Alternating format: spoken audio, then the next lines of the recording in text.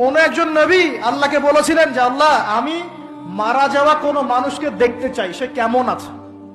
এটা শুনেন ভালো করে হাদিসটা, মারা যাওয়া কোনো মানুষকে আমি দেখতে চাই, সে কেমন আছে। আল্লাহ পাক সেই নবীর আরজি কবুল করলেন, বললেন আচ্ছা ঠিক আছে দেখাচ্ছি। কবরের সামনে গিয়ে দাঁড়ালেন। 1000 বা 2000 বছর আগের কোন ব্যক্তি যে মারা গেছে তাকে কবর থেকে জিন্দা করা হয়। নবী দেখছেন এবং সে ভয় থরথর করে কাঁপছে। নবীজি, আমাদের নবী নন, অন্য কোন নবী তিনি। সেই নবী বলছেন যে তুমি ভয় কাঁপছো কেন? তুমি কত বছর আগে ইন্তেকাল করছো, কি তোমার হালচাল বলো আমাকে। সেই ব্যক্তি বলছে আমি আজকে থেকে 1000 বা 1500 বছর আগে মারা গেছি। আমি ভয়ে কাঁপছি।